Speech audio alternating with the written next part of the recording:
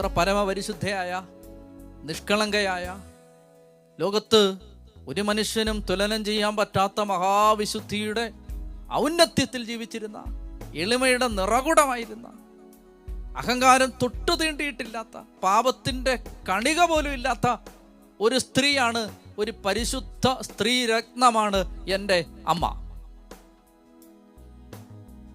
ഭാഗ്യമല്ലേ? ഭാഗ്യമാണ്. പരിശുദ്ധ അമ്മേ, മറിയമേ, തമ്പുരാന്റെ അമ്മേ, പാപികളായ ഞങ്ങൾക്ക് വേണ്ടി എന്ന് പറഞ്ഞ് നമ്മൾ പ്രാർത്ഥിക്കുമ്പോൾ, എൻ്റെ പ്രിയപ്പെട്ട സഹോദരങ്ങളെ, നമുക്ക് കിട്ടുന്നത് എന്തു വലിയ ഭാഗ്യമാണ്.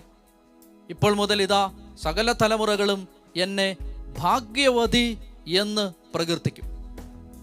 ശക്തനായവൻ എനിക്ക് വലിയ കാര്യങ്ങൾ ചെയ്തിരിക്കുന്നു, അവൻ്റെ നാമം പരിശുദ്ധമാണ്. ഞാൻ പറയാൻ ആഗ്രഹിച്ചത്, ദൈവം ഉയർത്തിയത് ഈ താഴ്മ കണ്ടിട്ടാണ്.